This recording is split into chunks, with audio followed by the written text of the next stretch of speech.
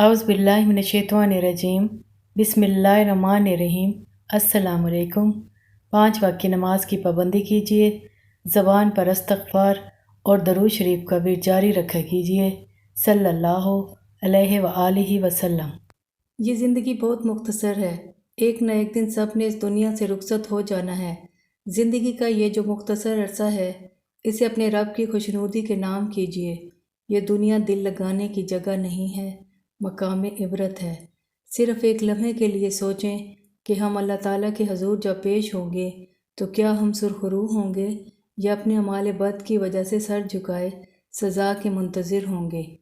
ہمیں اللہ تعالیٰ کا لاکھ لاکھ شکر ادا کرنا چاہیے کہ اس نے ہمیں مسلمان پیدا فرمایا۔ ایک اچھا مسلمان بننے کے لیے ضروری ہے کہ ہم اللہ تعالیٰ کے بتائے گئے احکامات کے مطابق زندگی گزاریں۔ اگر ہم اللہ تعالیٰ کے احکامات کے مطابق زندگی گزاریں گے تو جنت واجب ہے۔ ایک حدیث پیش خدمت ہے جس میں آپ صلی اللہ علیہ وآلہ وسلم نے ارشاد فرمایا ہے کہ جس شخص کے جسم سے روح اس حالت میں نکلی کہ وہ 3 چیزوں سے بری تھا تو وہ جنت میں داخل ہوگا۔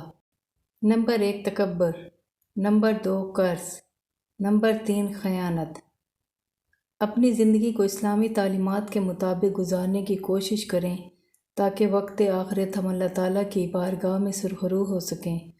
آخر میں دعا ہے کہ اللہ تعالیٰ ہمیں اپنا فرما بردار بنائے اور اپنے نیک بندوں میں ہمارا شمار کرے، آمین۔